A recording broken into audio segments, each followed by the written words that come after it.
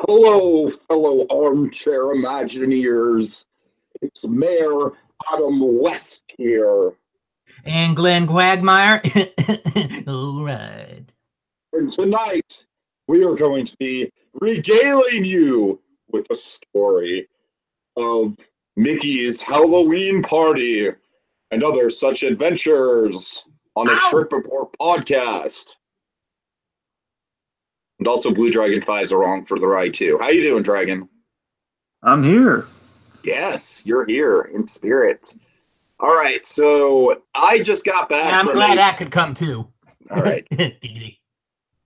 Okay. All right. I just got back from a whirlwind 4-day tour of Disneyland and also Knott's Berry Farm. A lot of stuff to talk about, a lot of stuff to go over. We're going to go over Mickey's Not So Scary. Darn it, I have to remember that Not So Scary is not involved in the title of the Disneyland version. It's Mickey's Halloween party. I still think that's weird. They still say Not So Scary in one of their music loops. I know. I still like it. It bugs me. Anyways, we're going to be talking about that. We're going to be talking about Star Wars virtual reality. If we have time, we'll talk about Knott's Berry Farm. We'll talk about Monsters After Dark. Monsters After Dark. All right. And of course, you know what else we'll have to talk about? Oh, yes. Candy corn! Candy corn! Candy corn! All right, so to start things off, I guess we should probably prefix the candy corn running gag, because, Monkey, I believe it's a tradition that you and I have a running gag every trip, right? Well, I guess maybe not a conscious tradition, but it happens. It happens. I believe the first trip that I ever took up to see you, the running gag was like, thank God you made it to the first performance of Rent. Oh... Or to that night of Rent. Yes. Maybe something. Yeah, I remember last trip had stuff like, say, here, use the lamp. Oh, yeah, last trip was definitely here, use the lamp. Absolutely, that was a running gag last trip. For and anyone Piglet. who's seen House of Videos, or House of Villain, and Piglet, yes, Piglet as well. But this trip, the running gag was... Candy corn! And Monkey, how did that come about? I believe what happened is before the Haunted Mansion podcast, we were talking about, I think Bugs Land came up. So we were talking about, say, the big thing was a Heimlich version of the Tower of Terror. Where the doors in the elevator open and you just see Heimlich as a butterfly, look, everybody, I'm a cute little butterfly! And instead of a hotel, it's a giant vending machine. Yes. And the drop sequence happens when the candy corn drops from the vending machine, and the code for the candy corn is A113. Yeah. Anyways, that's how the candy corn running gag got started, but I'm getting a little ahead of myself. So just throwing it out there. At one point, there was a point where I suggested a Halloween Horror Nights type maze, but themed around Heimlich. All right, so let's get things started with me checking into the Santa Rosa Airport. This is the, I just like to show this off every trip because I love the fact that it's themed to Snoopy. It's the first airport that's themed around the theming. We have this wall right out front, and Charlie Brown doesn't have any eyes for some weird, creepy, inexplicable. It looks like he has a face. It's just not as clear as Linus. Maybe.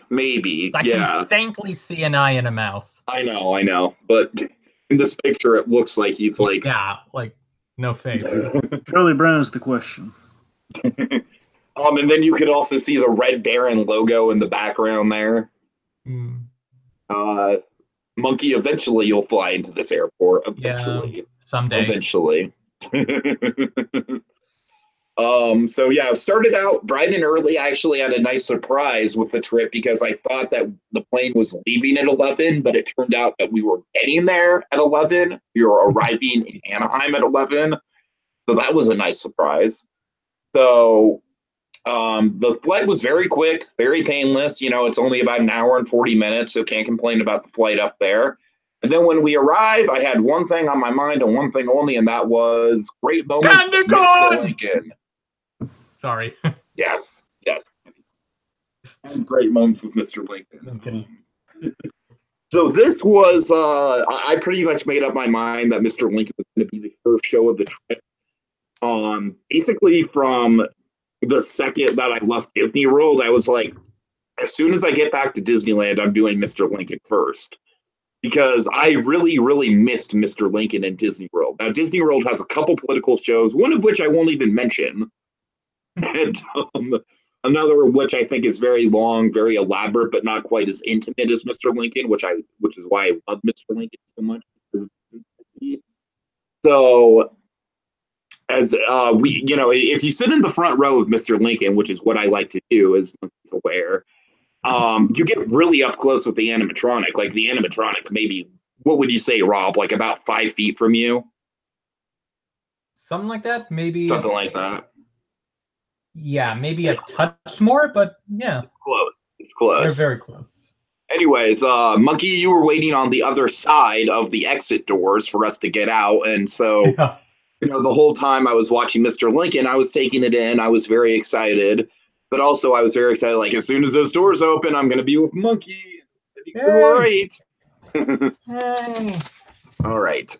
So after Mr. Lincoln, we go over to California Adventure. Now let's see. I don't actually have. I know that we did. Oh wait, no, never mind. We didn't do Mission Breakout right now. What we got the fast pass. Yeah, we got a fast pass for Mission Breakout, and then we went over to Cars Land. We did Radiator Springs Racers fast pass. Dragon, a lot of this is going to go by pretty quick for the first day. I already told you that. Yeah. Now I'll have some more decorations later, but you can kind of see the bat on the Mater sign here.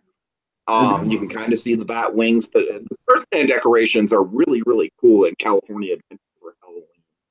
Mm-hmm. Let's see. They have the Breaks Motel. Dragon, I showed you that last year. Remember that? Yes. They have the Breaks Motel. Oh, and we also got. Okay, so they have these. Dragon, are you aware of the Cozy Cone at Cars Land? You mean like the scale mock-up of the Cozy Cone? You have like a little Buzz Lightyear Easter egg in there? Well, yes, that, but do you know what? Each cone serves some kind of food. Yeah, did you know that? I didn't know it served like a specific kind of food. I did not know that. Yeah, so one cone serves churros, one cone serves popcorn, stuff like that. You mean popcorn? Popcorn! I think a cone should sell candy corn! Yeah, yes. Candy cone. Candy cone. But interestingly, Dragon, I should have gotten a picture of this if I didn't. But we went to the now, Monkey. You're not much of a theme park food guy. Whenever I see you, I don't think I've ever seen you order anything but a burger and fries, which is totally fine. I mean, to each his own. I'm not calling you out or anything, but chastise the man while you're at it. Go on.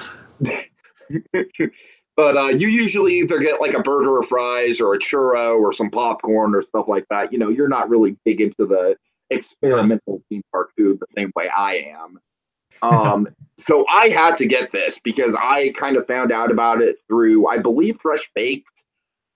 These cones, basically what they are, they're ice cream style cones, except instead of ice cream, you have like stuff like mac and cheese.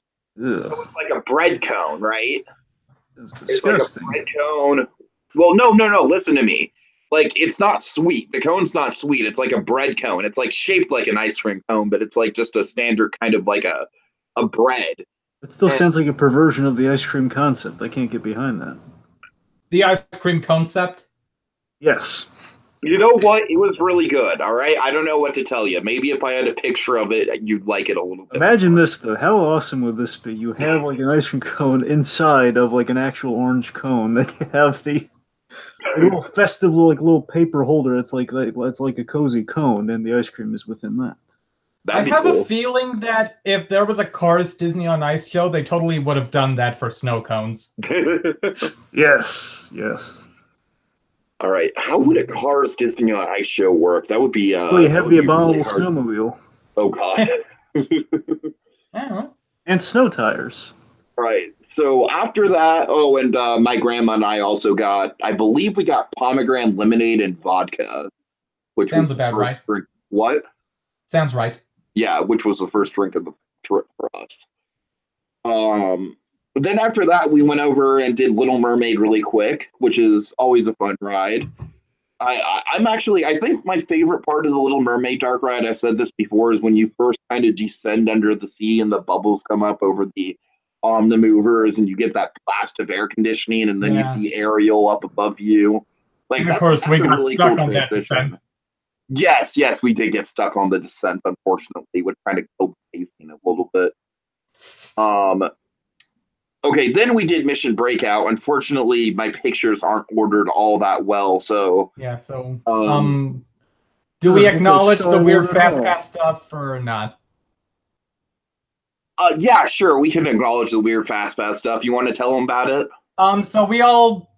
So we got paper Fast Passes at the same time, and somehow the ones for Tiki and his grandmother weren't for, like, much later. Yeah, like, they were for Monsters After Dark. Like at 6 o'clock or something like that. Yeah, and we didn't think to check on that until we were actually at the scanner at the Fast Pass entrance. And then you had the proper Fast Pass, which was like I think like 210 to 310 or something like that. 255 to 355. Something like that. Yeah. So, one mini panic attack later, the cast members were very accommodating. I like what they said. They were like, we do our best to keep parties together. And I was like, yeah, thank you. Oh, and also I totally forgot. There was a little scare with the, when we actually went into the park and got our tickets because, let me just say, never book with Expedia. All right? Expedia caused us more than one problem this trip. I'll say that much right now. Okay? This podcast is brought to you by Expedia. God. So basically what happened is when we booked the trip, we got the 2-day park hopper pass with the booking. And when we got the email receipt, it said click here to print vouchers, but it didn't give us a link. Like, it literally said, just click here to print vouchers, and there was no link. What? Yeah, I swear to God. And so my grandma calls up Disney, calls Disney directly, and they say, oh, it's okay, just print out the email, and we'll make sure you get the ticket. Well, long story short, we arrived at the ticket center, and the cast member's a little bit uncomfortable with that. And one mini panic attack later... Again, 2 mini panic attacks in the same day. Not a great way to start the trip, but whatever. 1 mini panic attack later, we were there for about 15 minutes. So you could imagine, how nervous I was, just standing there and the cast member being like, well, I don't know. You know what I mean? Basically. All right, so Mission Breakout, Rob, anything to say about that? We definitely have a lot more to say about Monsters After Dark than the usual Mission Breakout, but we got something I could say, but I'll save it for another time. Okay, we got Free Ride as the song, right? Yeah. There were new aliens in the queue. You want to talk about those a little bit, Rob? Yeah, they showed up I think it was earlier this year is when they turned up. Okay. It's like those little creatures who are on the tree branch when the ship crashes in Volume 2. So those are in the first room, and I guess they can actually sort of follow. They're in the glass case, kind of over by where Loki's staff is, Dragon, if you know what I'm talking about. Yeah, dead in the middle of the room, across from Cosmo. Yeah, right. And also, so, since we fast passed it, we didn't really get a good chance to take in the queue this time. But yeah, so they can sort of their gaze can follow you. Also, can I just mention, I saw *Star is Born* last night, and a fantastic movie. Bradley Cooper needs to win Best Actor for that, in my opinion. And also, my grandma's mind was blown when I told her, hey, remember the raccoon from the Tower of Terror ride? That was Bradley Cooper. Anyways, but seriously, go see *A Star is Born*. A Star is Groot? Yes. I can't be the first one to have made that joke. That's a movie I want to see. A Star is Groot. You see, Rocket's like the like the really professional. He's like the really professional bounty hunter, and Groot's like the up and coming bounty hunter. And Rocket discovers Groot. Rocket discovers his talent.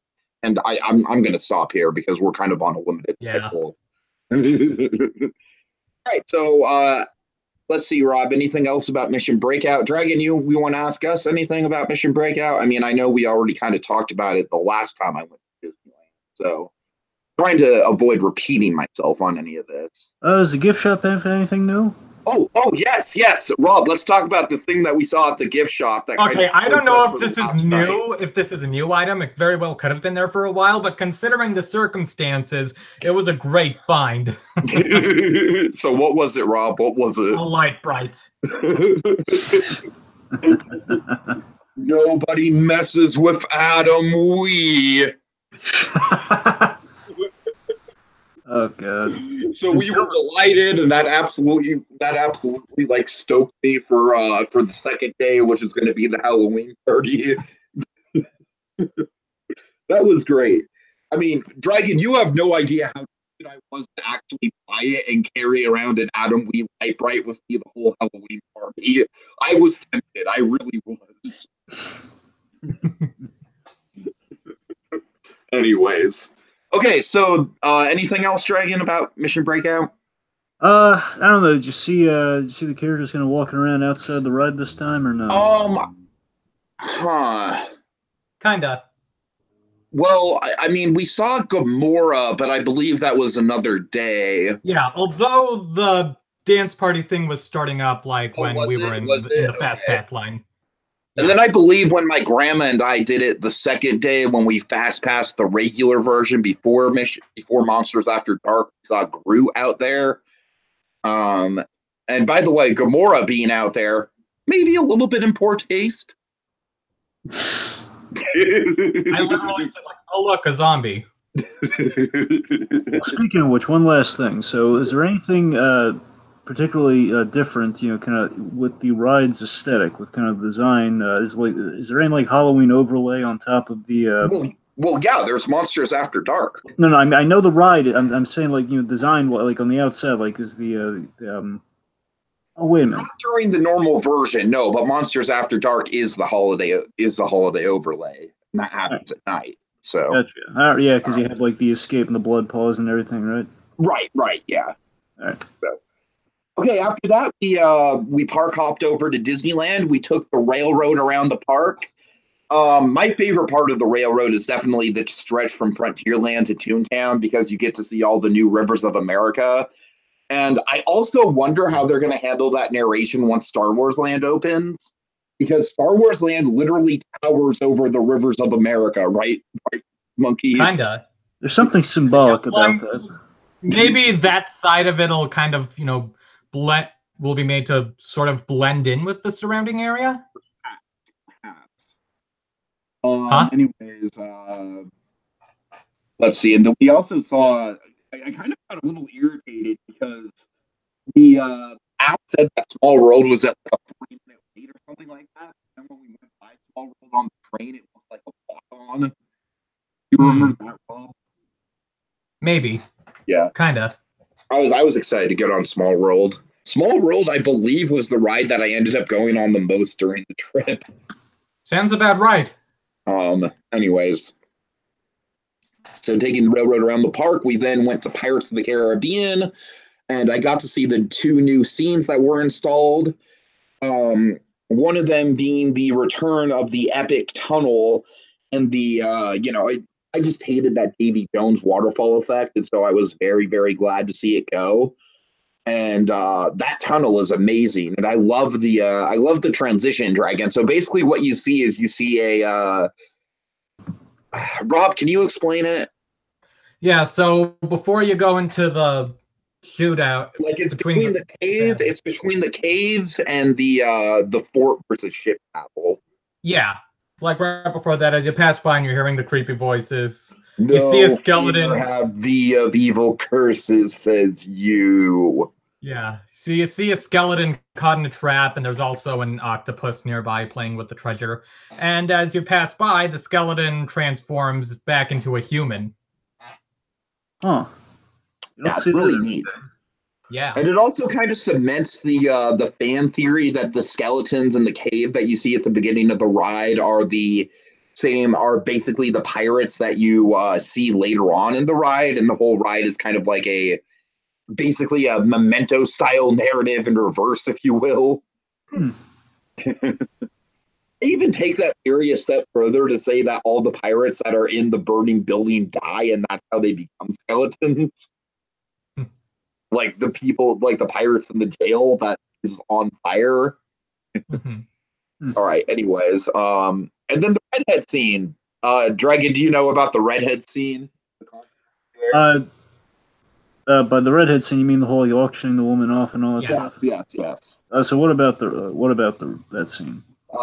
Monkey, explain it. They're not auctioning off brides anymore. They're like forcing people to auction off like their clocks and chickens and antiques and such. And the redhead is a pirate now, and voiced by Tara Strong, right? I thought it was Grey Delisle. Oh no, you're right. It is Grey Delisle. Grey Delisle, Monkey. Grey Delisle. Okay. Darn you, Grey Griffin. I'm like, do not say Grey Delisle, Monkey. Oh God. Either Grey Griffin or Grey Delisle. Delisle, you fool. Okay. So anyway. So yeah, and the auctioneer is trying to sell off chickens, and the pirates want rum. And so instead of chanting "We wants the redhead," they chant "We wants the rum." Oh, that kind of sounds funny. Yeah. I mean, honestly, I didn't think it was bad at all, and I think the redhead animatronic, the new one they have, is impressive. And I don't mind the voice, Monkey. I gotta say, I don't mind the voice. I've heard a lot of people complain, Garrett included, that the voice is off. But I mean, it's Grey Delisle, so of course, you kind of got some high caliber voice acting right there. But I think it fits into the attraction just fine. Yeah, I mean, and I kind of said this before, like from my Disney World podcast, like it's not that great, but for some reason I don't mind it too much. Like I'll live. Yeah. And you know what? Since we got the trade-off of replacing an awful effect with a really cool effect, that makes me even yes, more we lost an iconic Paul Frees role, and even though I'm not sure it entirely makes up for it, we did get some other iconic Paul Frees back. Exactly. Okay, let's see. So after Pirates, after Pirates, I believe let's just say we went to Trader Sam's after Pirates, right, Monkey? Yeah, let's go with that. Our memory's a little fuzzy on the exact events of around this point. I ordered the OWA with my grandma. Dragon, do you know what Trader Sam's is? Do you remember?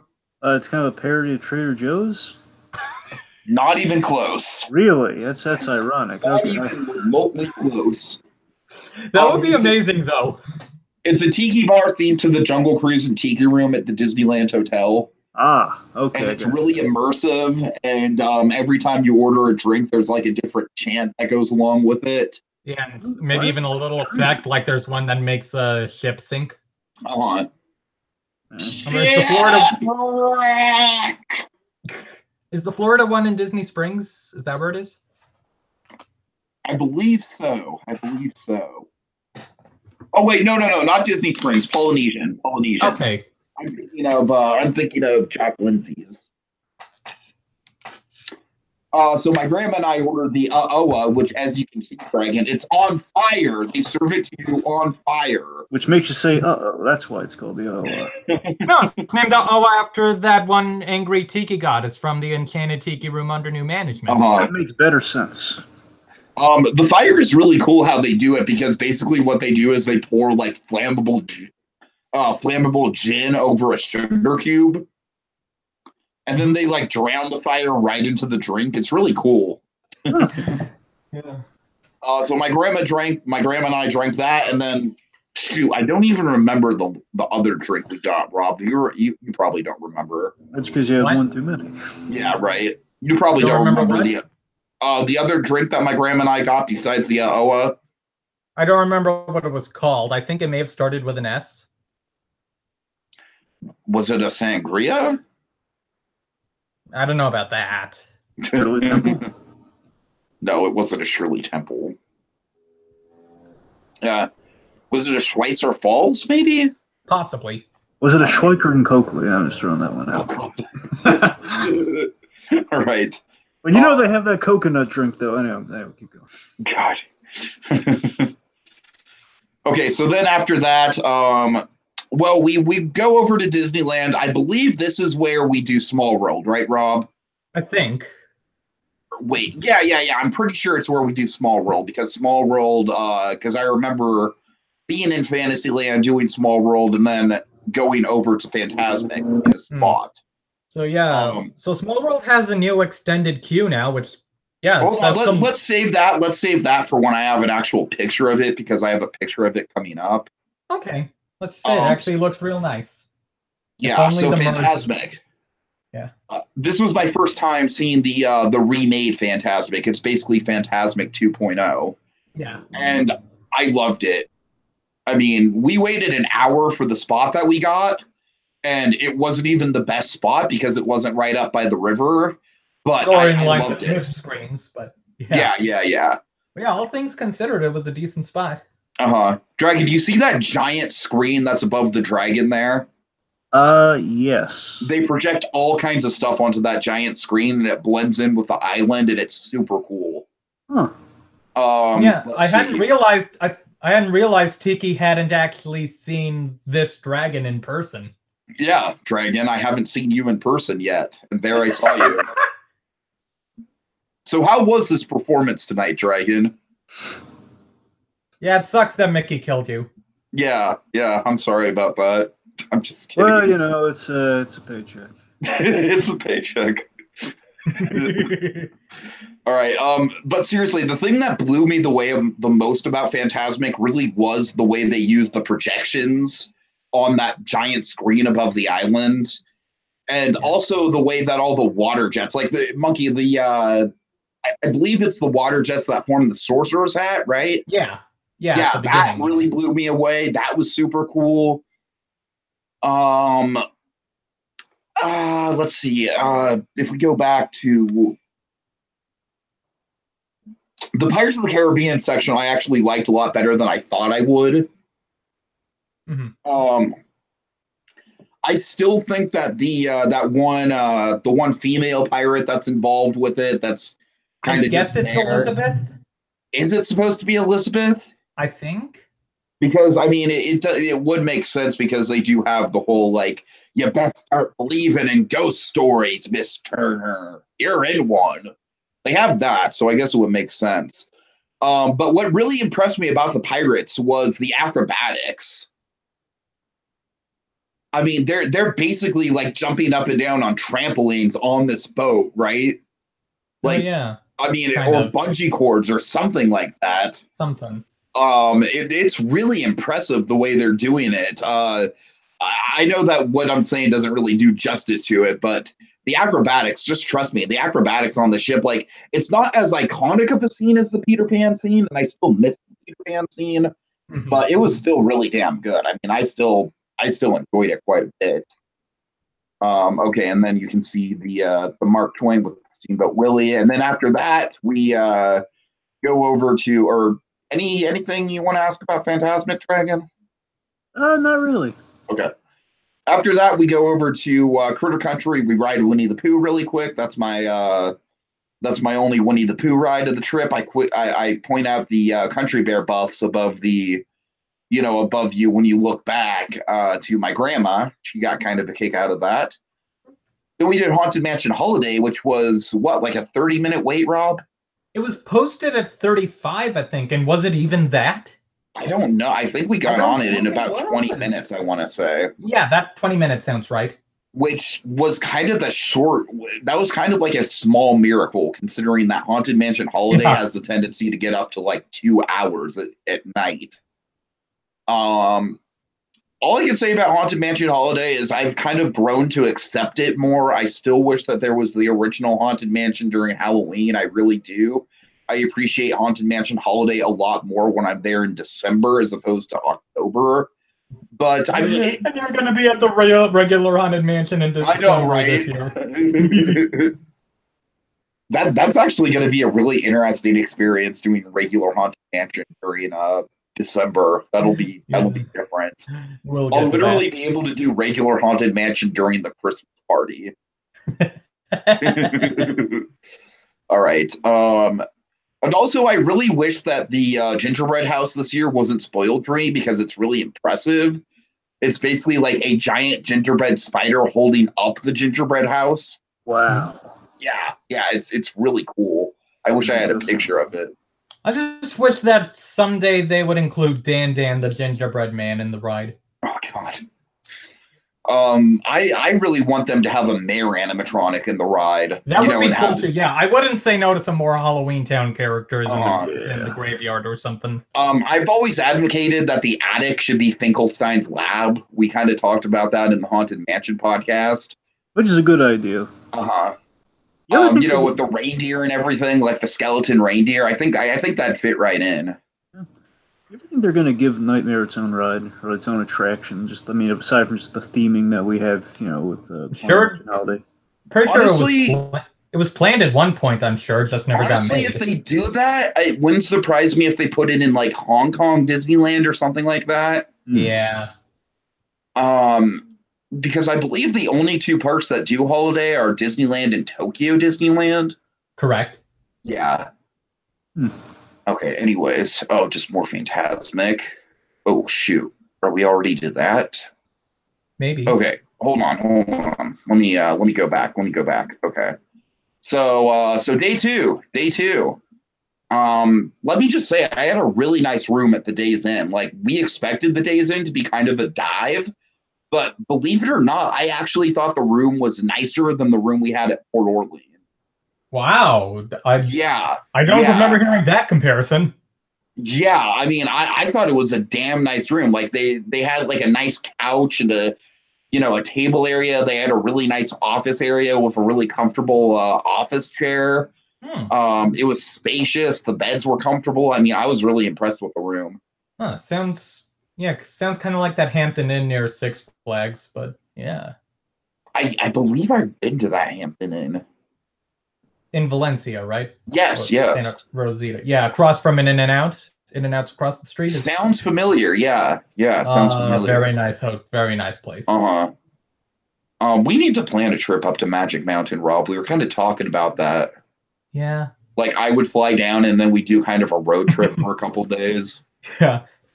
And Earl of Sandwich was like, oh, yes, you plan your thing. I'll stay here being a temporarily reopened Earl of Sandwich. Okay, so day two is when we do the day two is kind of a big day, and we might actually have to, depending on, I don't know, to tell you the truth, I kind of think that we should do the two-parter thing, guys, because day two is going to take up some time. Because we have to talk about both the Star Wars virtual reality experience that Rob and I did, and then also the Halloween party itself. Yeah. Trying to remember what point it was I suggested that they should make the tops, of the mountain of Big Thunder Mountain, those mountain tops look like candy corn. Might have been during the Halloween party, because I believe we did Big Thunder during the Halloween party. Yeah, I feel like it was the day before, though. Anyway. Okay, so basically, my grandma and I, we got to downtown Disney about 11. Rob and I had Star Wars reservations at 2, so we had a few hours to kill. I'm sorry, Star Wars reservations at 2 sounds so cool. Yeah. Now you mention it, yeah. Let's see, we did Earl of Sandwich. This was my first time eating at Earl of Sandwich. How was Old Earl? Well, it was good. I got the French dip, and I mean, for what it was really good. I just have one major complaint about it, and that's that they put on cheese. They put cheese on it, and I do not like my French dip with cheese. Like, my French dips, I'm a very meat and potatoes kind of guy, so I just like the meat and the bread and the au jus. And in my opinion, like, I find it kind of pointless to put cheese on French dips, because the whole point of a French dip is to get that au jus flavor. You know what I mean? So why would you like add a flavor that's going to kind of like clash with that au jus? I don't know. Gesundheit. Thanks. I do really like the way that the Earl of sandwiches are presented, though. As you can see, like I respect the sandwich with a label. I really do. Yeah, that's what I'm saying. Like they're all neatly wrapped up and with this it's like a seal almost. You know, I know, you have it's so presidential. I love it. Yeah. It's a sandwich All right. you trust. And then after Earl sandwich, my grandma and I got this silhouette, or not this silhouette, this caricature done. Yeah. My grandma is Madame Leota. Myself is the Hatbox Ghost. I think Madame Leota, my grandma, looks really good. I don't think I look that great in this. I tell you, Tiki, I think that's a very accurate rendering. I gotta be really? Tiki, I'm really in love with this thing. I think this looks fantastic. All right, good. Where'd you get this done? Where'd you get this done? Just a random caricature place at downtown Disney. And that's the Hatbox Ghost, and of course, Madame Leota, and I see the floating instruments. If I don't miss my guess, there it's all. Yeah. Did they get a frame for it? Or did you do that yourself? No, we didn't get a frame. We just they put it under a frame so I could take a picture of it. But no, we just got the picture itself. I approve. I like it. Thank you. All right, and then let's see. Oh, and what do you think of this, Dragon? I kind of snapped it just for you. Huh. It's adorable. Isn't it? All right, so after that, we had about an hour to kill, so we went to the Uva bar, got a drink. This is a blue Taroka or something like that. It's a reappearance of BlueDragonFive. BlueDragonFive. Not just in Disney World, it's on both coasts. All right. And then it was time to go into Star Wars. It was time to meet Rob and go into Star Wars. And there he is. Wait, so this is the first point where you reunited, or like when you... This is when we met up the second day. Gotcha. Yeah. Okay. Made it kind of sound a little bit more epic than I think it was. Like, hey, here he is again. All right. So then we did Star Wars, and unfortunately, I don't have a picture of the Star Wars exterior, so I'm just going to kind of pause on this root image here. So let's talk about Star Wars, Rob. Yeah, first time for both of us. Yes. It was. What's it called officially? What's the official title of it? The full title of the experience is Star Wars: Secrets of the Empire, and the sort of like company that put it out is called The Void. The Void. Yes. And these guys have a couple other experiences. Like there's a Ghostbusters one. There's some horror one. And also, of course, the Star Wars one, which is like here in downtown Disney, California, Disney Springs, Florida, somewhere in London, probably some like other locations around the world. Also, they're doing a Wreck-It Ralph one too, right? Yeah, apparently they're gonna do a Wreck-It Ralph one in the fall at some point, like probably to coincide with the new movie. Which, yeah, that should be a cool one. I'm definitely gonna check that out when they do it. And they may still be doing the Star Wars one at the same time, even. Who knows? So basically, the gist of the virtual reality thing is you go in, you check in, and then let's see. The first room is just a Cassian. Video. Yeah, it's Cassian, right? Yeah.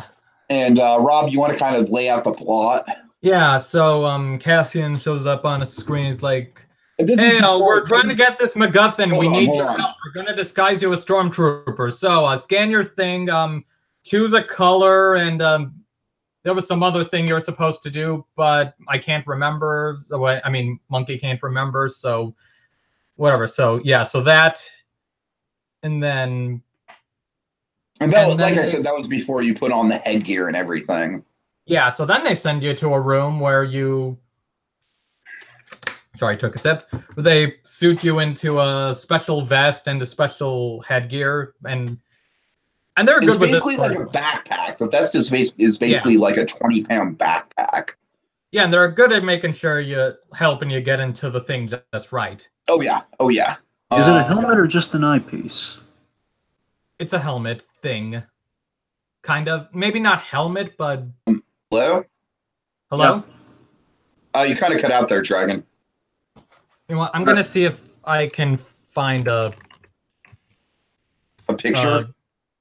Yeah, the stuff, and I'll send it to the little messenger chat thing. Okay. Dragon, what were you saying? Well, I was asking if it's a helmet or an eyepiece. It's a helmet. It's like a full helmet. So it's a full head coverage, essentially. Okay. Yeah. I do wish that, it was like, say, a bit more like, and this could have been me, just maybe I didn't get it into the sweet spot where I felt it could have been a tad less blurry, but it wasn't too blurry. I gotta say, it's funny because basically what they do to test out if it's working properly or not is they take you into another room. Well, what they do was like they had that thing in the thing telling you to put the visor down and like, okay, move your head around until it's perfectly clear, and then okay, once it's there, then tie in the headgear. And then they had you like stick your arm out, and once you saw into another room where they get it going. And then once you see your stormtrooper armor on your hand, through the virtual reality, that means you're good to go. And it took me, I basically had to get strapped into a second vest because the first vest is that what happened?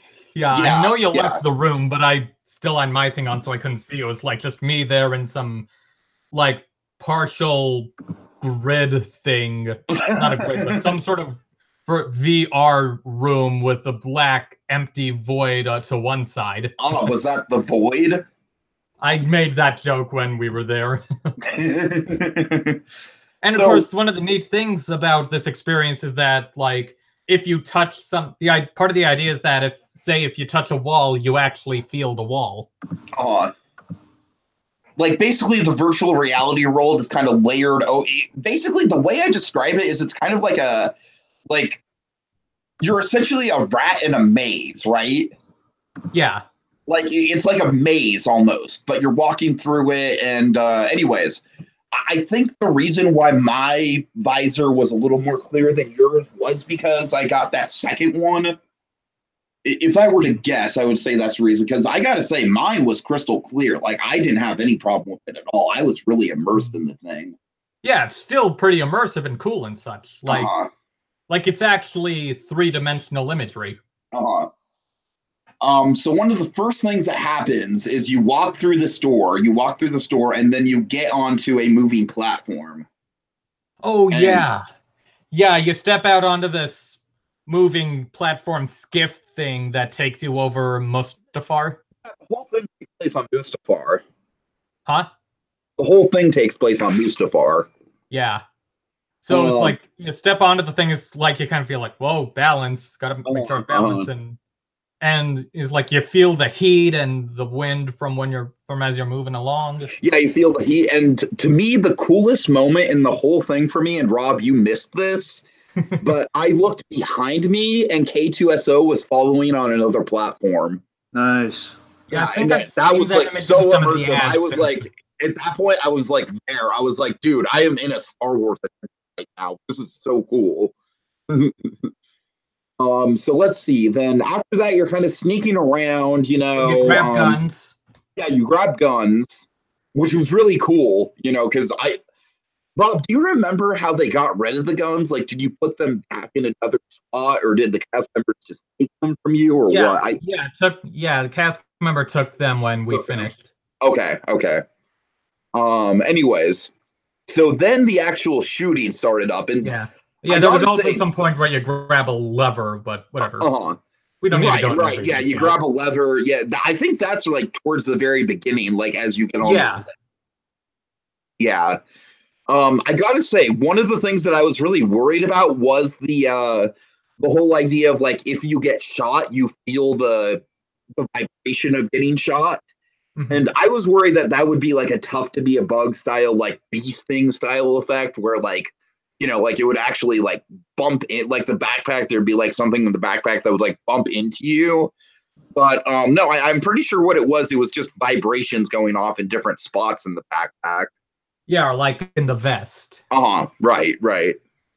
So it was still like a sensation, it was still like you wanted to, if you got shot, you really would like feel the vibrations, but it wasn't anything that was like uncomfortable.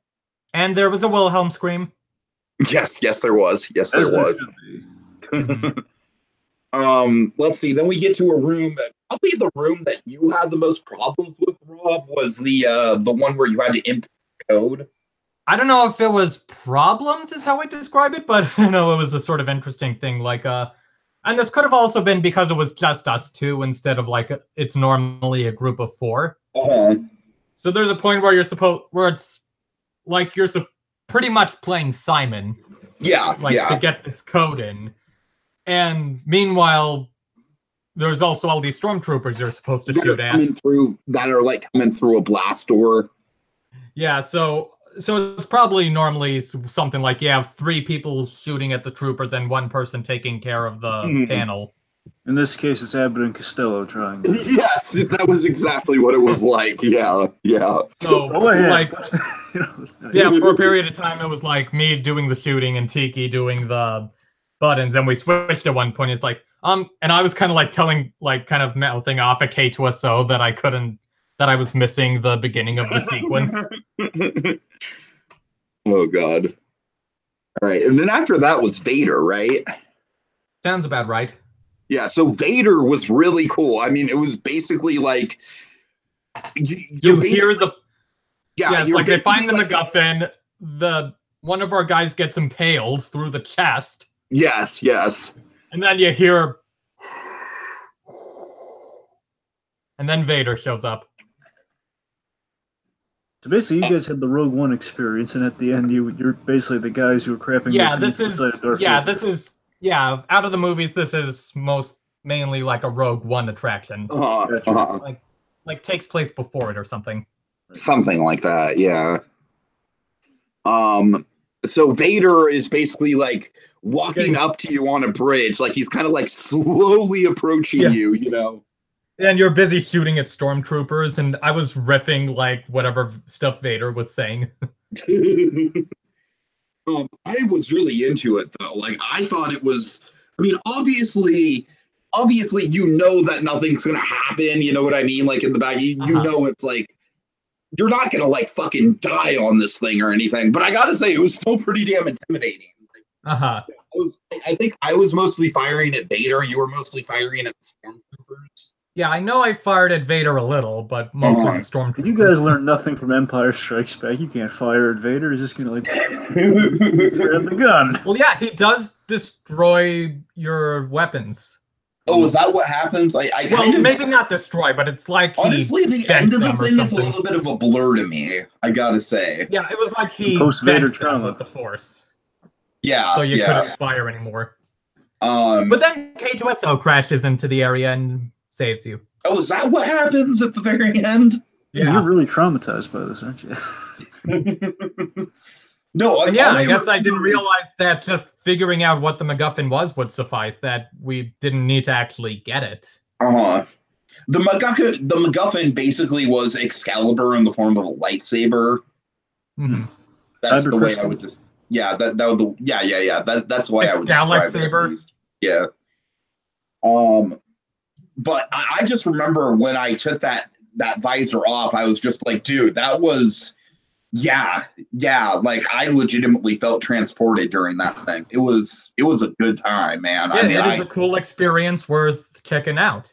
I definitely felt it was worth the $35. Yeah, could have been a little longer, but oh well. You know what? It could have been, but at the same time, it's such complicated technology, and there's so many moving parts to it. And indeed. And I'm sure it's a very popular experience that they have to get a lot of people through. Yeah, well, we got lucky. Yeah, I would do it again. Yeah, I'd be up for doing this again at some point. Like, maybe not immediately, just to maintain freshness. But yeah, and I'm definitely going to check out the Wreck-It Ralph one when that happens. I'm jealous. I wish I could fly down there just to do it with you. All right. Well, maybe they'll have it in Disney Springs when you're there. Yeah. Oh, yeah, you're right. Maybe. Although, I trust me, I do not have the time to go to Disney Springs. Understood. I really don't. I just fine-tuned my schedule for Disney World today, and Disney Springs is not on the card. I might have time to do some resort hopping. but Boardwalk. I know. Well, I've got a reservation at Il Molino, which is at the Swan, and I plan on going to the Boardwalk before that. Good. Yes. Anyways. Yeah, I'm tempted to check out the one that's like in the New York Madame Tussauds, maybe. It's a Ghostbusters one. Oh. I could probably very well go without it, but who knows? It's a temptation. Yeah. Okay, so after that, we enter Disneyland Park, and Peter Pan's only a half-hour wait, which is like a rarity. Yeah, it's ironic. Usually when you knock out 4 of the Fantasyland 5, you expect the odd one out will be Peter Pan, but no, it was Toad. It was Mr. Toad, yeah. So let's see. We did Peter Pan. Honestly, Snow White, Peter Pan, Pinocchio, Alice. All of them, except Toad. Hello? Diggy, you there? Okay, what? Yeah, I'm saying there is the old one had this whole conveyor belt element to it. You know what I mean? Like I loved all the I feel like the new one I feel like the old one had more moving parts to it. Yeah, and the color was a little better too. So it's a little bit of a disappointment to me. Peter Pan's Flight has always kind of been that way. Like I love the ride system in Peter Pan's Flight. I think the Disney World version is ridiculous for one reason and one reason only. Monkey, what is that reason? No volcano. Well, no, that's part of it, but the reason why I think the Disney World version is ridiculous is because of the repeated "Fire, Mr. Smee!" Fire, Mr. Smee! Boom! Fire, Mr. Smee! Maybe he fires and misses, then he says fired again, as in, you're fired, Mr. Smee! Well, obviously, one of these fired Mr. Smees, as you go through the scene, one of them should be replaced with candy corn! Candy corn, Mr. Smee! Okay, so yeah, as Monkey said, we also did Snow White, Pinocchio, and Alice. Which you FaceTimed for Sandy Claus. Yes, I FaceTimed for Ezra. Let's see. When we were in line for Alice, if you can see Dragon out in the distance, you might be able to notice a familiar character right in the middle of the picture. Sorry, I'm seeing teacups right now. I'm looking. They're in the teacups. Oh. This is like a Where's Waldo right now. Is it the Mad Hatter? Yes. Oh, and Alice is somewhere there too. Yeah, Alice is right by him. Oh, I see. Okay, I see it now. Okay. Yeah, they were taking a couple of rides on it with the guests. Yeah, that was really cool to see. We were kind of jealous of the people in the teacups when we were in line for Alice. Did he sound at all like Edwin? I'm generally speaking, I'm impressed with the Mad Hatters that they cast in the park. Maybe Ralph Garman has a day job. Who knows? Oh God! What if Corey Burden did it one day? Oh God, that would be amazing. And then I remember Rob I believe it was at it was at the bowling alley, whatever the hell the bowling alley is called. Yeah, Splitsville. Splitsville, right. And you held up a bottle of mustard and you were like, mustard! Yeah. And then I was trying to tell you about that moment where Corey Burton said that at the expo, but couldn't get a word in. My bad. No, it wasn't you. Okay. Anyways. Okay, so Alice in Wonderland still one of the best dark rides. I would actually wager to say Alice in Wonderland is the best dark ride out of the 5. Could be. If only because it's multi-level. And the doors when you go back inside finally work again. Yes. At the very least, I think Alice is the most immersive out of the dark rides. Anyways. Okay, so now we're in line for Small World. So let's talk about the Small World extended queue, Monkey. Yeah, that's new, and it's got some nice lampposts that look really nice at night. But they also added Fast Pass, which, why? Why? Just why? It's a very, very, very fast loading attraction, and they decided not to add Fast Pass to Pirates, which probably needs it more. Just why? Why? Now tell the good people what you said about the Well, I think that I think that the person who made the judgment call to not put Fast Pass and Pirates should get a bonus, and the person who decided to put Fast Pass in Small World should be fired. Or he should give his bonus to the other guy. Rob, would you like to explain for the kind folks just what makes Fast Pass such an irritant for high capacity attractions such as this? It's that they have to stop the standby line for a moment to let in Fast Pass people at a certain spot in the line, which... It's not just for a moment. Like, I remember there were times where we were stalled for like 5 minutes or more. Mm-hmm. Yeah, it was annoying. Yeah, and the level of the annoyance probably varies from attraction to attraction. And I know this was certainly an issue with some stuff at Disney. I don't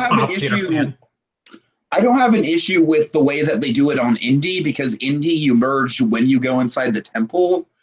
And generally speaking, I feel like they do a really good job of distributing, okay, some temple people go in, some Fast Pass people go in, some standby people go in, some Fast Pass people go in. Mm-hmm. I think Space Mountain at Disneyland does it really poorly. Yeah, Space Mountain hasn't been a good one over the last couple of years. Well, over the last decade and a half, in my opinion, because I remember doing it in 2005 and it was awful. No, dude. Okay, let's see. So yeah, Small World, always a personal favorite of mine. I saw a shirt at Small World that I will later pick up. We got a Disneyland Railroad car to ourselves, practically. Oh, well, there was also Toontown. Yes, let's talk about Toontown. Yeah, Toontown Rob, do you want to set up what the trick-or-treat trails are? So they have little trick-or-treat stations throughout the park for the Halloween parties where you can, get candy and such. And yeah, so these noticeably got some lengthy lines. A lot of them did. And they started the Halloween festivities in Toontown a little early, so we decided to stop there, see if there was anything special. And yeah, some really long trick-or-treat lines there. Mostly we wanted to see if there were any Disney Afternoon characters in Toontown or anything like that. Kinda, yeah. And there weren't at all. But yeah, there were. Yeah, it was pretty crowded in that land. It was ridiculous, Dragon. It was ridiculous. I mean, I would say people were probably lined up maybe a good 30, 45 minutes to get candy. Mm-hmm. Yeah. We did get a ride in on Gadget. Yes, we did. And we got a ride in where we commentated as Adam Weston Quagmire. Yeah. And I yelled out "Hello, citizens of Toontown!" Okay, so then we took the railroad, I believe, to New Orleans Square to do Pirates. That sounds right. Yeah. Yeah. And was kind of. And as we passed by the dog with the keys, I was like, "Lousy Brian." And this was surreal that, when we got to Main Street, everyone exited the train. And so we were left with basically an empty train except for the two people you see up there. So that was kind of surreal. So yeah, okay. Now this is where we're starting to get into the real atmosphere of the park during the Halloween party. So Monkey, do you want to hype that up a little bit? Okay, so they've got some kind of Halloween-ish music playing. There's fog on the rivers of America, some projections here and there. The ride wait times are pretty manageable. Yeah. Mostly a lot of fog. Fog on the rivers of America, fog coming out of the Adventureland. Yeah. Now, is this produced fog, or is this just kind of a kismet moment of, oh my god, there's fog here, it looks perfect? It's a lot of fog. Not kismet, Kermit. I mean, I feel like the fog machines were pretty much constantly pumping out fog throughout the night. Probably. Okay, so then we saw the Cadaver Dance, not the Dapper Dance, not the Cadaver Dance. Yeah, we were on the wrong end of the river at first, but we made it over to them. Yeah, we did. Cadaver Dance, that's great. It's great. It was great. We basically saw the full show, right, Monkey? Yeah, we pretty much heard the full show. Let's see. What were some of the songs? My personal favorite song was the Headless Horseman song from Ichabod and Mr. Toad. Nice. Yeah, they had that. There were a couple Nightmare Before Christmas ones. I believe they did This Is Halloween. Yeah, they did that. They had the Boogie. There was something that I believe was a spoof of Swanee River. Also, Monkey, you noted that the music loop really liked Panic at the Disco's version of This Is Halloween. Yeah, that played a lot. I remember that at Not Scary Farm, they also really liked that. And then, of course, you know what? I'll even go as far as to say Discovery Kingdom Fright Fest really likes that as well. And then, of course, like in light of recent circumstances in my life, I couldn't help but think of the song they wrote for the SpongeBob musical. Indeed. They should play that at Universal Horror Nights. They should. We can't do a Disney song. We'll do a different Panic at the Disco song. Oh, you mean like Emperor's New Clothes? That would work really well. No, we're gonna do just a simple Sponge because we have. Do we still have SpongeBob around? We do in Florida, at least. Good enough. Yeah. All right. So this is what I'm talking about with the atmosphere. Like, you know, there's just random little touches like this everywhere in the park. You know, like this kind of like spooky lighting and stuff. Yeah. And you weren't really into the trick-or-treating stuff as you weren't as interested as I was, I guess, in the sense of like, I do attractions normally anyway, and this is a thing that's not normally in the park, and I haven't gotten to trick-or-treat in a long time, so yeah, I'll take that opportunity. Honestly, I think he wasn't interested because they didn't give out taffy. Well, also the lines. He's a man who enjoys his taffy. Yes. It was the lines, Monkey, but it was mostly just the fact that I'm not a candy guy. Yeah, I'm not saying I'm a huge candy guy either. I guess, you know, for the novelty of it. Sure. Yeah, so it's like we get off Splash Mountain and it's like, oh, that one doesn't have a big line. I'm going to do it. Yeah, the one in Critter Country. Yeah. So then we maybe had the biggest disagreement of the whole trip, which was when I was like, you know what? All these lines for the rides are really short, and we were basically planning on setting aside a couple hours to do both the parade and the fireworks.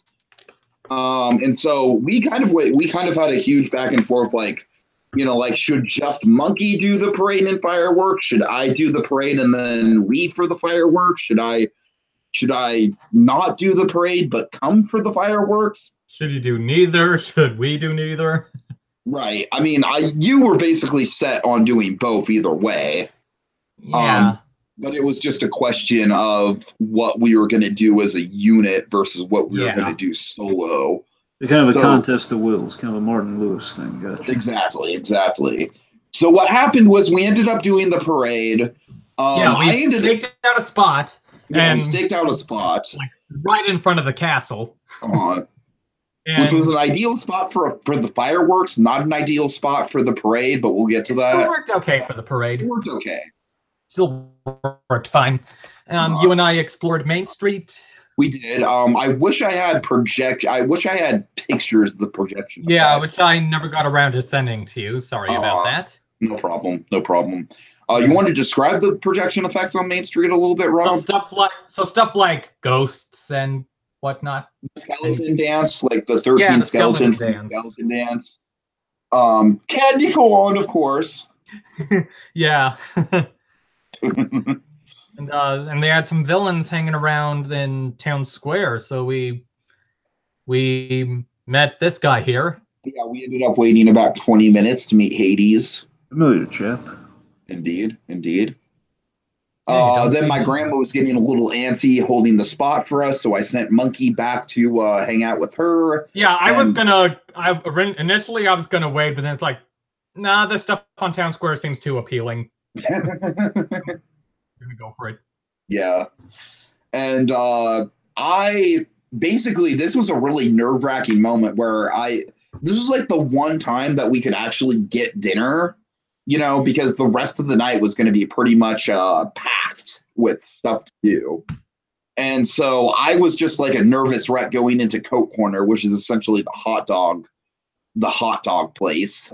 Dragon, if you've been kind of to like where Casey's Corner yeah, is exactly. in Florida. It's basically the equivalent of Casey's Corner in Florida. And so I was like a nervous wreck walking into that place, but when I got in, there was literally no one in there. Like I thought it'd be a zoo in there. It was a zoo at Jolly Holiday Bakery, which is right next door, but there was no one in Coke Corner. So I ended up getting a couple hot dogs for my grandma and I also got those brownie bites that you were a fan of, Rob. Yeah, and they led to possibly my worst and favorite Quagmire quip of the evening. I'm not gonna say it here. Okay. Do you have any other Quagmire quips you can share with us, though, that you remember? I mean, of course, the whole my personal favorite one was the one with Brian and the dog with the keys. Like lousy Brian. I probably said something about getting wet. I'm sure you did. God. And then, of course, there was candy corn projected onto the castle, which you can guess what the result of that was. Candy corn! Candy corn! Wow, Dragon, that was an amazing impression of Tiki saying candy corn.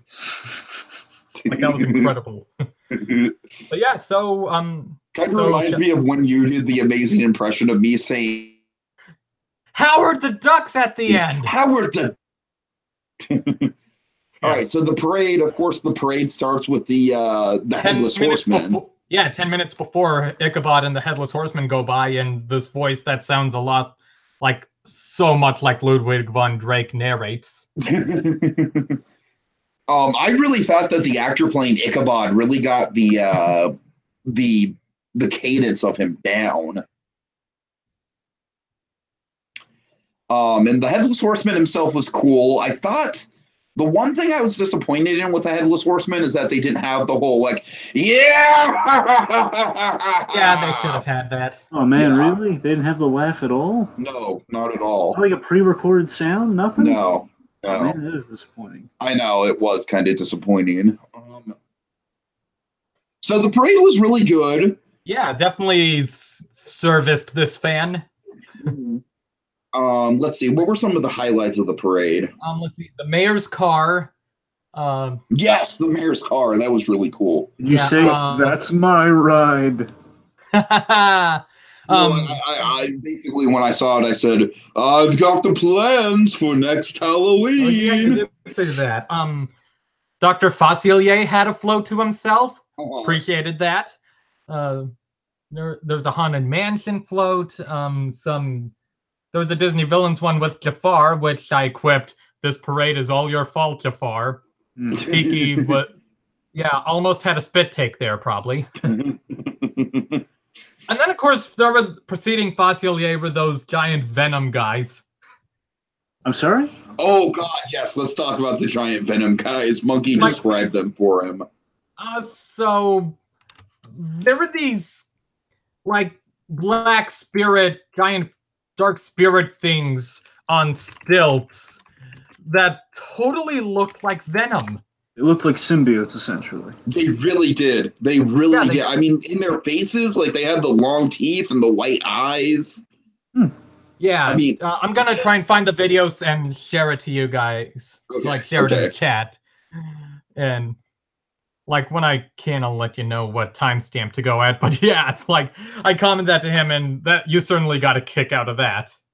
Mm-hmm. Did it go there? Also, just to kind of share what the Star Wars virtual reality looks like, since Rob pulled up a picture, let me pull that up really quick. While you're doing that. Mm-hmm. Yeah, that's what it essentially looks like. And that, the visors kind of come up and down. All right. Yeah. So Yeah, so I sent a link of that thing to the thing, and it looks like Dragon, if you wish to look, it's around 8 minutes, 25 seconds. Well, hold on, I'm screen sharing it. Oh, okay. You guys can see it, right? Yes. Yes. Hey, Tiki, go back to talking so the image is on you. There they are. Don't those look like Venom's Dragon a little bit? Huh.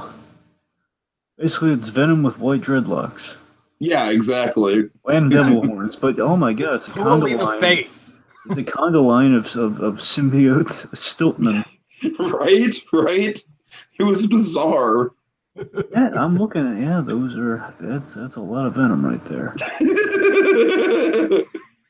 I think, what are they supposed to be? Are they supposed to be the friends from the other side? Probably. Yeah. I don't remember any in the movie looking like this. The trippy thing is that there's not really like a spider design, so they look like the current iteration of Venom, like the white veins with all those white kind of dangly. Yeah, and then of course, at the very end, like on the back of the float, they stick in Vampirina. Yes, Vampirina, which is a Disney a Disney Junior character, I believe. Yeah.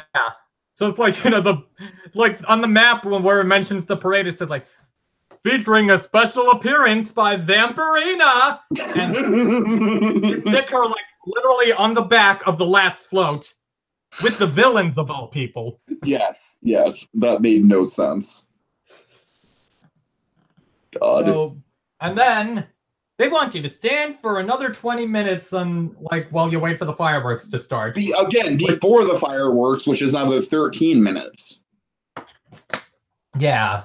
Maybe it's to somehow like make it harder for people to jump in somehow at the last second, but I guess, but man, I mean, yeah, and even like from where we were, like I don't like we probably could have sat and it would have been just fine. Yeah, the fireworks view. Yeah.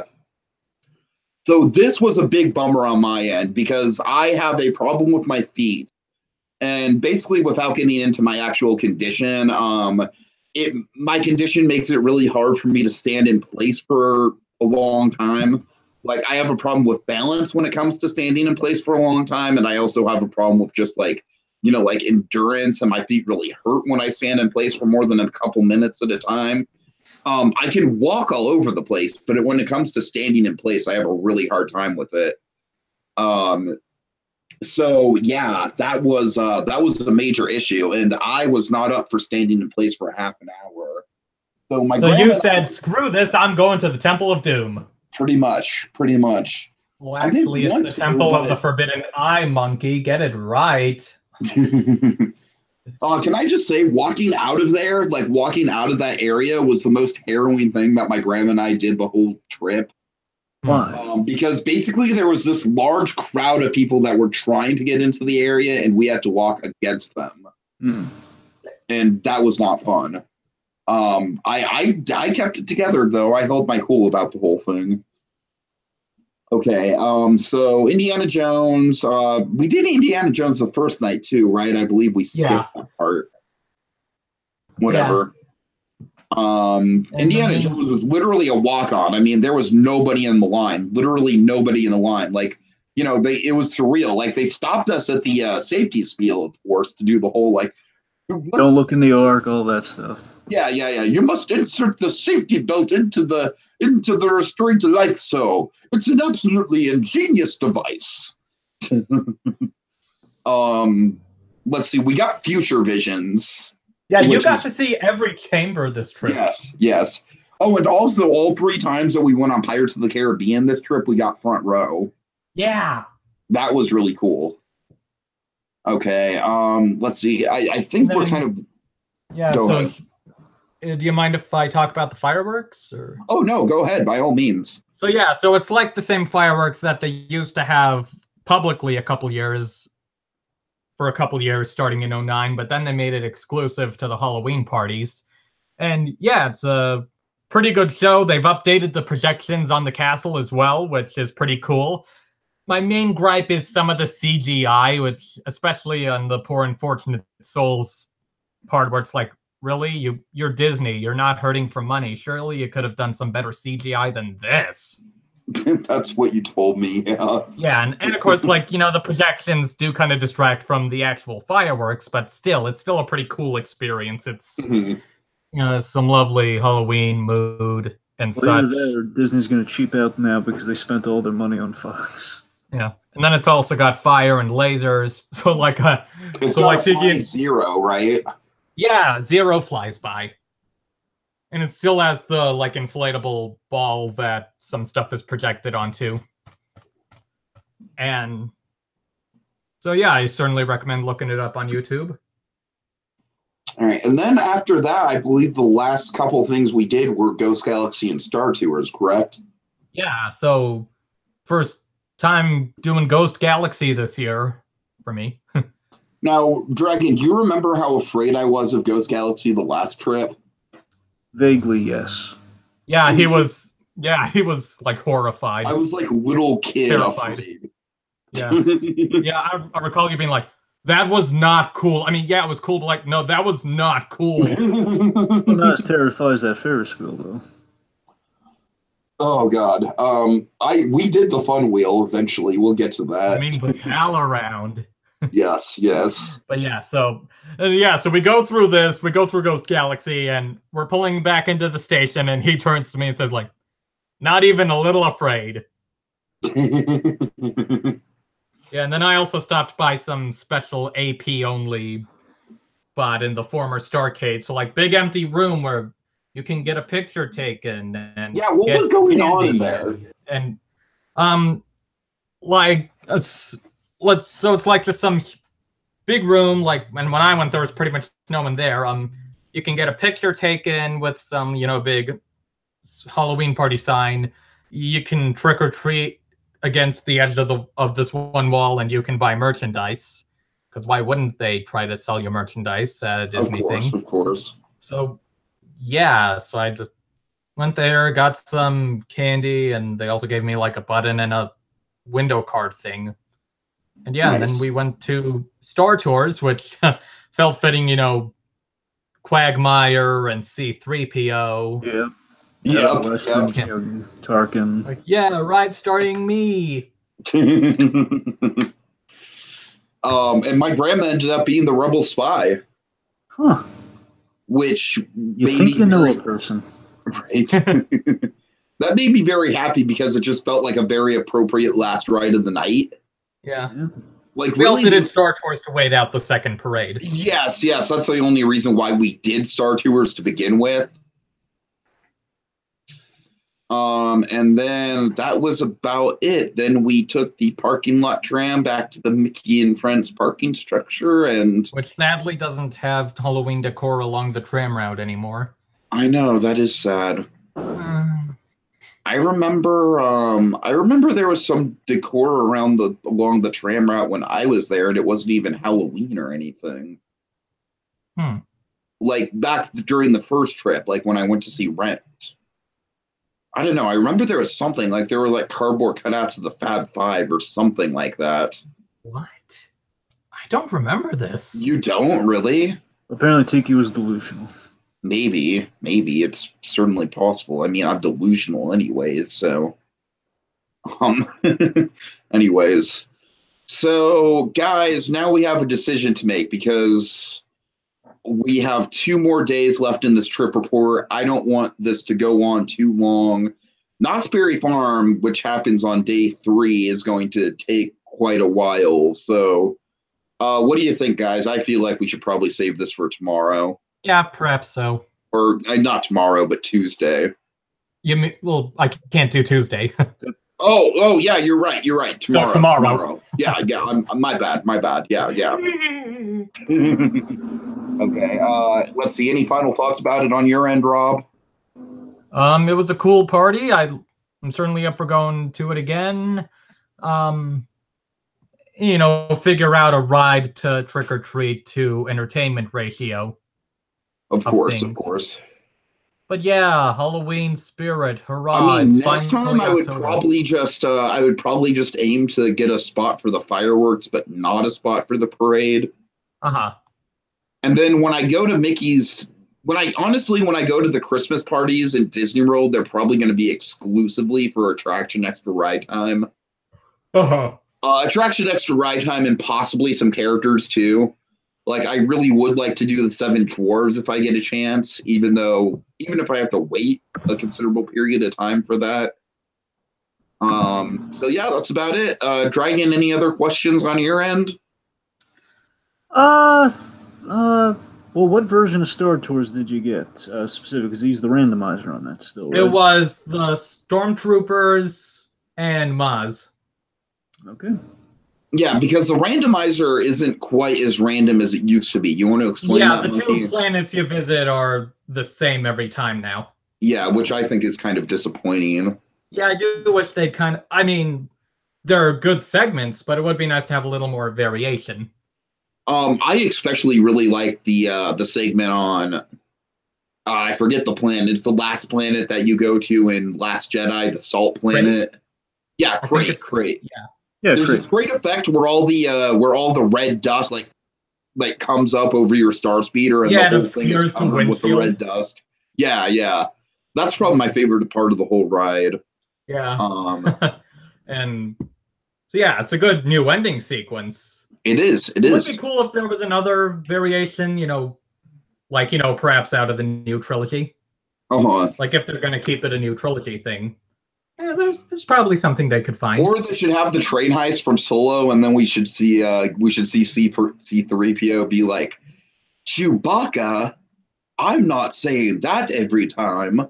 I was gonna make a joke just now about how Star Wars: The Adventures Continue. I'm giving it a nickname because I'm not saying it every time. By the way, that did become a running gag. Like every time we passed like something that was like. Every time we passed Chewbacca, I would be like, Chewbacca, I'm not saying that every time. I get a feeling that's gonna be more of just an ongoing running gag. I have a feeling too, yeah. Yeah, like one with a bit more longevity than candy corn! Wait, candy corn? Okay, I'm not calling it that every time. All right, folks, so tune in tomorrow night where we will go over... my day at Knott's Berry Farm, which was empty. It was deserted. There was literally hardly anyone there. I got to marathon the newest coaster there that just opened this year.